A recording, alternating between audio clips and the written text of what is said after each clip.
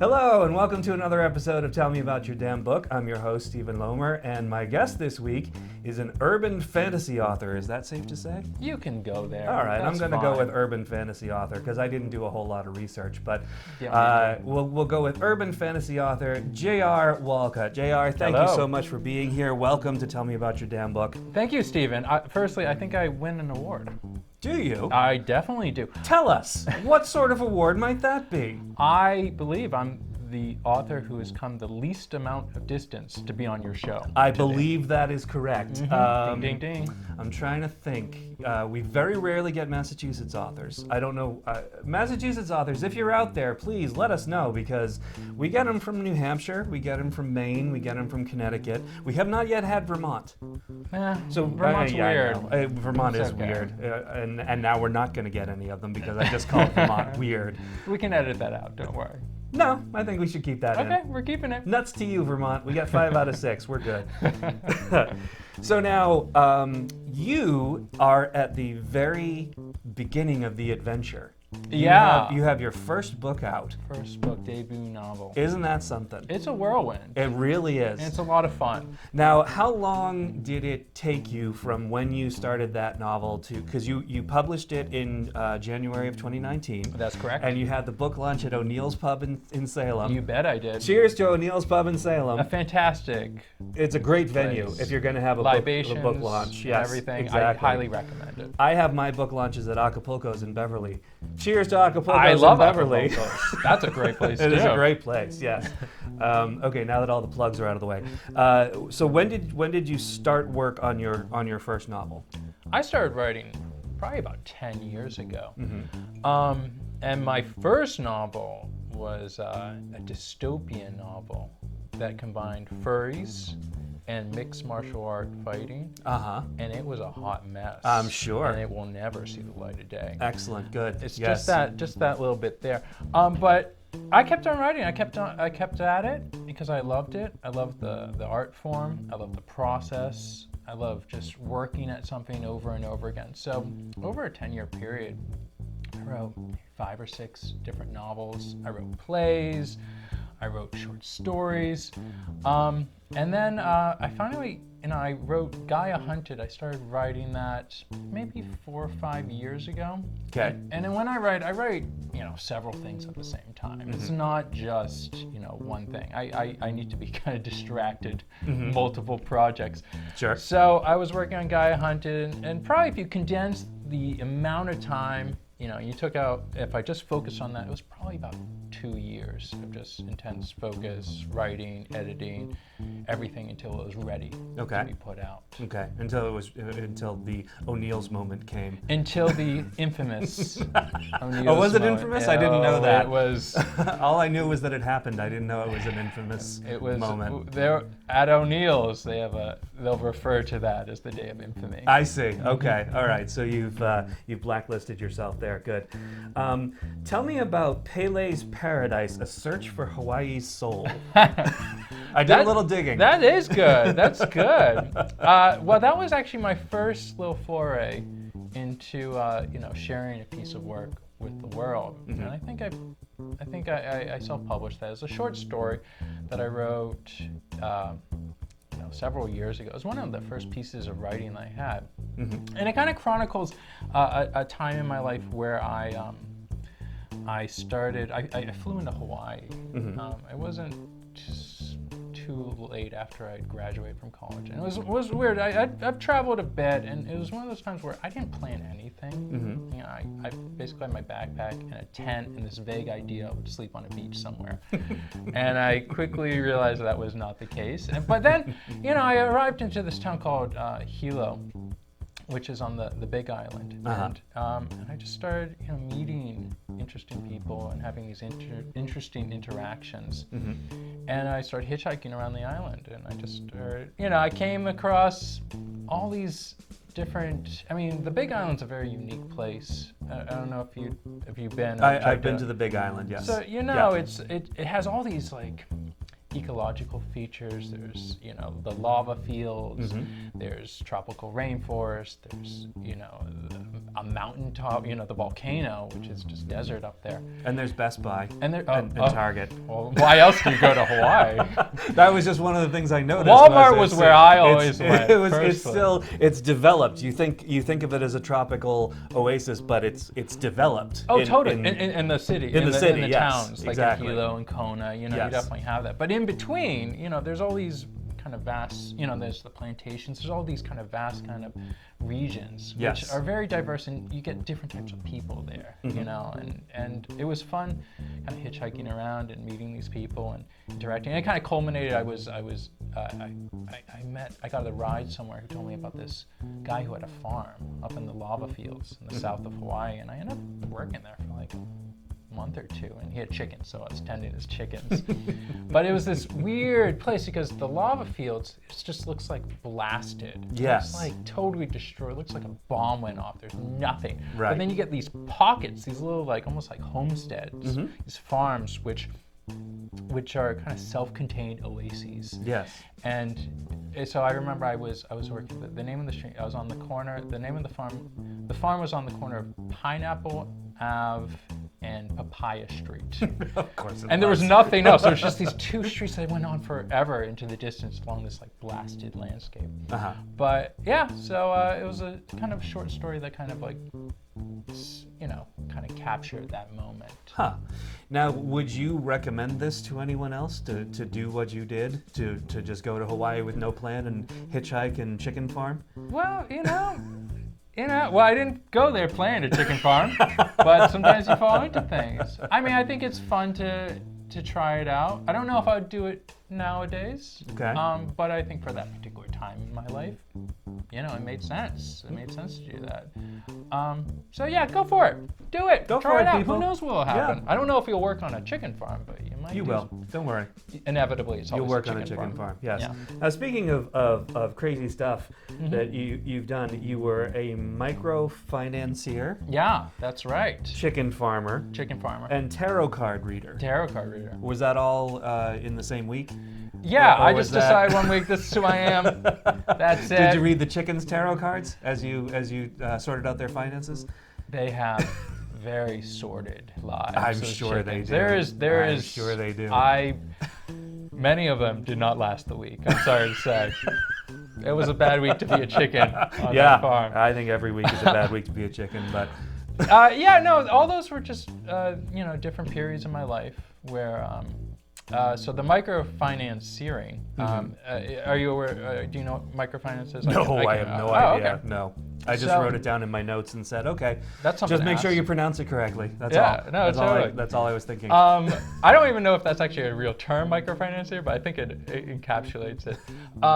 Well, microfinance is essentially small finance, as by the name of the verse. Think of it this way: if you're in rural India or you know, rural China or someplace that does not have, you know, a developed banking network, like you don't have like your local branch anywhere nearby. Right. I mean, you're miles away from anything. You have no way to get there. Sure. So if people need to get, you know, financing to get something, you know, who do they go to? They go to a loan shark, who basically charges them insane interest rates, which basically locks that person into a lifetime of debt. And what microfinance networks have done is they basically have created these, you know, sometimes informal, sometimes formal banking networks that people can get loans for, you know, sometimes they're as small as, you know, $50 or $100 to go, you know, buy a sewing machine or a cow or, you know, something so that they can enhance their livelihoods.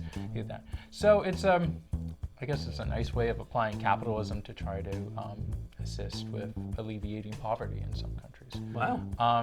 You know, it works some places, doesn't work other places, but it was really interesting because you got to go into communities and you got to speak with people, and, you know, people that I would otherwise never would get to interact with and find out, you know, what are their lives like, and why, you know, what are the struggles that they deal with, and, you know, what makes them interesting. And so, yeah, I started doing that in India, and then I went on, I did some in Mexico, and I also worked in like Nicaragua and Haiti doing different types of projects related to that. Wow. Yeah. Yeah, you've been around the block. yeah, I got bored. All right. I can't think of a better moment than to jump into a commercial. We will be right back with JR Walcutt.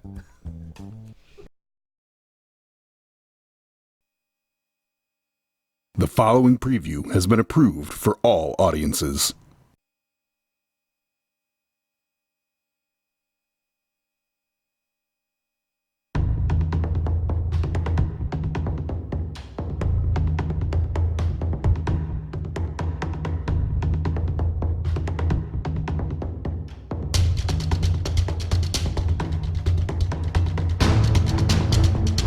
Welcome to a world where typos can kill.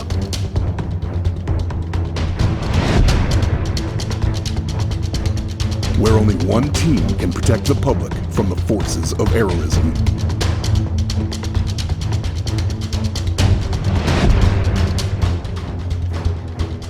That team is Typo Squad.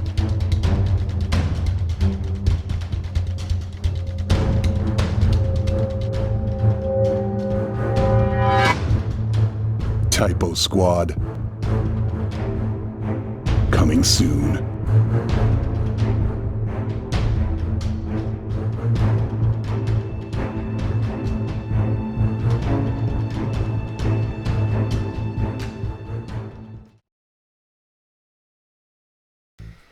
And we are back with author JR Walcutt, and as you can see, something has miraculously materialized between us. It looks like a piece of fine literature, and I am going to just jump right into the show's gimmick and say, JR Walcutt, tell me about your damn book. Wow, of all the questions that you had to ask, you asked this one. It's this one. Well, you had to know that was coming. We have the logo right behind us, and on the branded mugs. And on the mugs.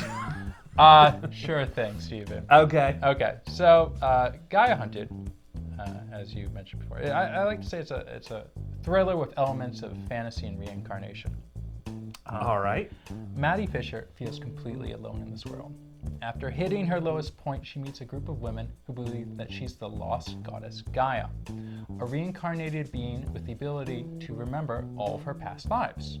Reluctantly, she agrees to undergo a ceremony to unlock her past memories.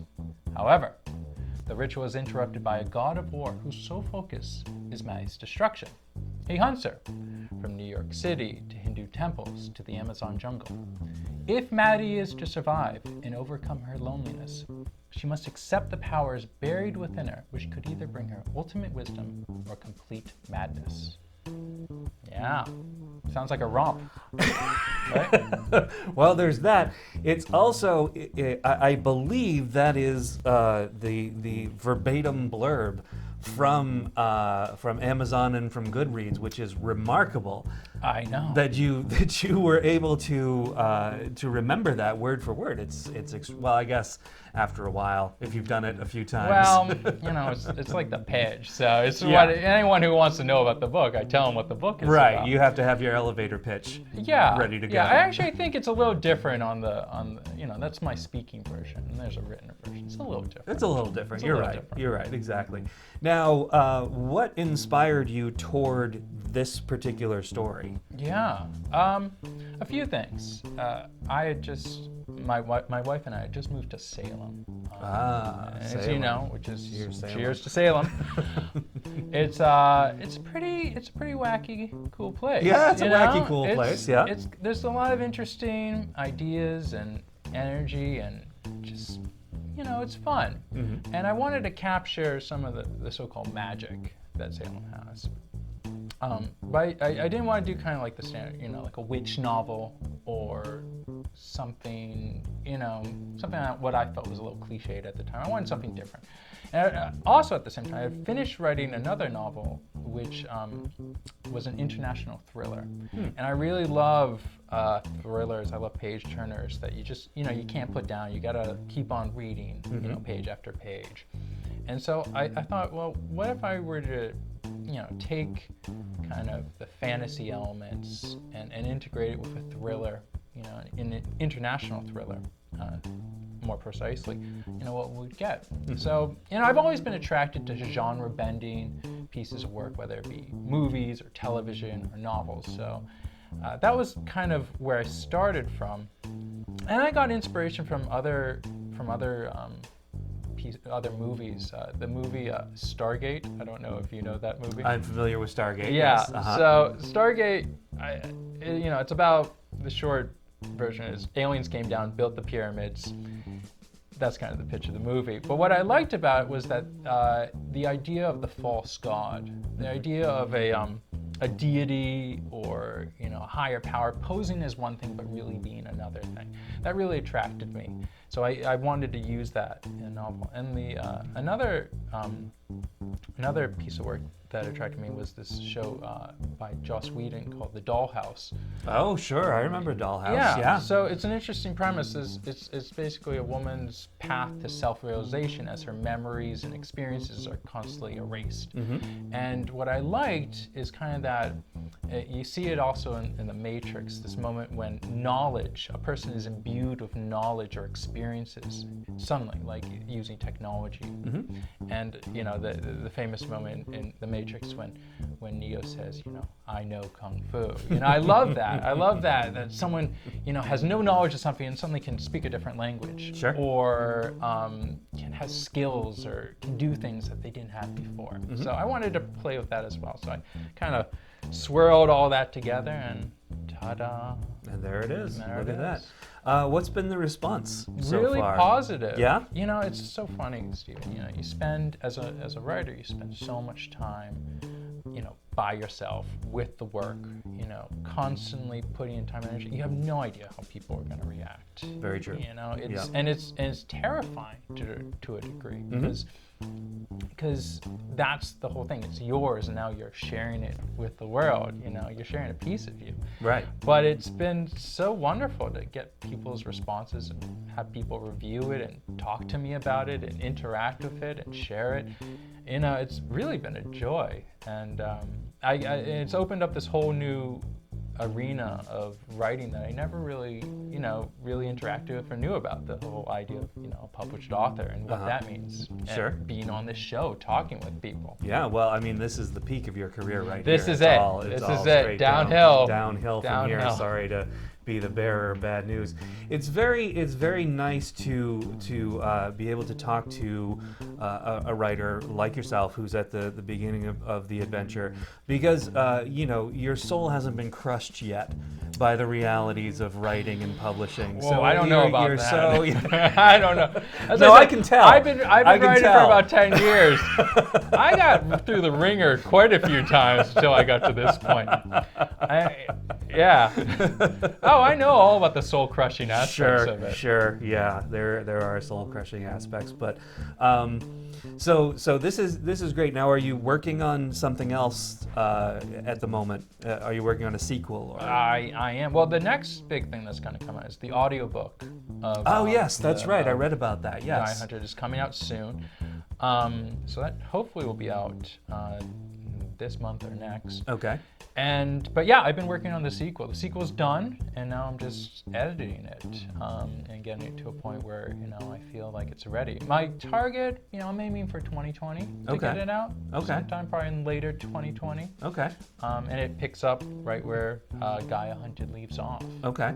So are you envisioning like a trilogy? Yeah, it's Okay. a trilogy. Okay. That's standard fare for people in the urban fantasy space. But yeah, no, and the third novel I'll probably start writing this year. Wow. Fall. Look at you. Yeah. My goodness. Time permitting. Time, yes, time The elusive is thing. the fire in which we burn. Yes. And it's hot. Yeah. Oh It's yeah. real hot. It's hot. It definitely is. Nice. Well, as you may know, because you have taken a look at a few of the previous episodes, we have a segment on the show called The Five.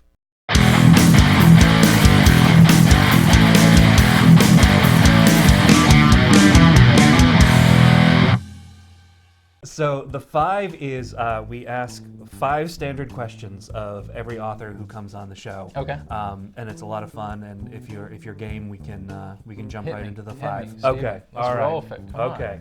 The 5. Question 1: if they published an author's yearbook today and you were in it, what would you be voted most likely to do? I think just keep at it.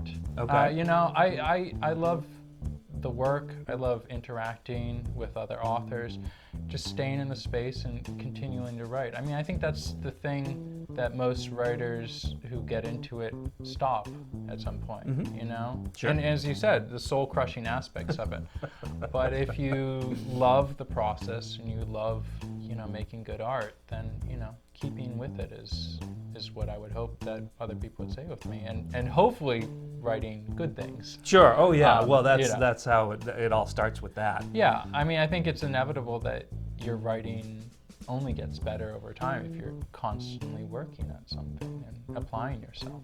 So then maybe you might be voted most likely to keep improving because you keep at the craft. I could only hope. I mean, Okay. I think that's the thing that most attracted me to writing, is that it's a lifetime pursuit. There is no end. Right. I mean, I could say New York Times best-selling author, Sure. but then what happens after you're a New York Times best-selling author? Are you just going to stop writing? Is that the pinnacle? Hopefully you just keep on at it, keep on improving, keep on writing stuff that people want to read. Right. Okay. That makes sense? Yeah, absolutely. Okay. Sure. Should I Well, hey pass? man, these are your questions. It doesn't matter if it makes sense. I'm just asking. Okay.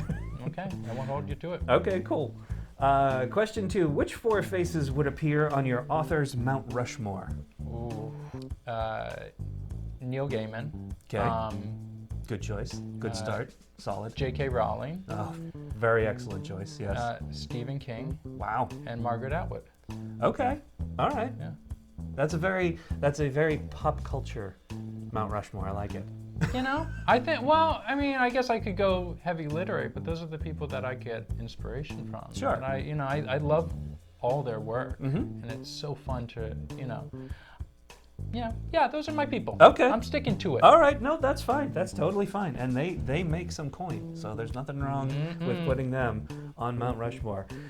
Question 3. What's something about you that almost nobody knows? Almost nobody knows. This is the big revelation moment when people are like, "Whoa, I did not know that about JR Walcutt." I speak to my daughter exclusively in Spanish, though not being a native Spanish speaker. Really? Mm-hmm. What is the origin of that? There's this great quote. I think it was from maybe Charlemagne. Is to own another language is to own another soul. And I thought there's not many things that you can do for, you know, an infant or a toddler that really, like, I mean, besides providing, you know, being a good, you know, father. Sure. But you know, you can let them listen to music and stuff. But to teach them a language, I don't know. I wanted to give that to her, see if I could provide it, and it definitely has some interesting repercussions because of that. Because half the time, other people don't know what she's saying because it's a mishmash of English and Spanish. Nice. Yeah. Nice. You've made her a social outcast. Good job. It's my gift to her. Well, great. Then she can become an author. That is my greatest hope and greatest fear. As it should be. As it should be. Question 4. What is your favorite curse word, and in what phrase would you be most likely to use it? Oh, it's it actually, my favorite was from Kurt Vonnegut, and I think somewhere in his book he said, "Why don't you go take a flying fuck to the moon?" And I love that. That's my favorite right there. That's perfect. That's Yeah. perfect. Yes. Okay. Why don't you take a flying fuck to the moon? Okay. All right. And question 5. If the world ended right after this video, what final message would you want to convey to your fans? Buy my books. Final message to my fans. Keep reading, enjoy, and thank you so much. I can't think of any better way to wrap up than that. Yeah. Okay, so once again, the book is Gaia Hunted. The author is JR Walcutt. Is it available on Amazon.com? It is. Okay. And Just search for it. And your website? JRWalcutt.com. JRWalcutt.com. take a visit, grab a copy of the book, and enjoy. Thank you so much for being here. I Steven, really thank appreciate it. you. We'll see you again next time. Cheers. Cheers. Thank you.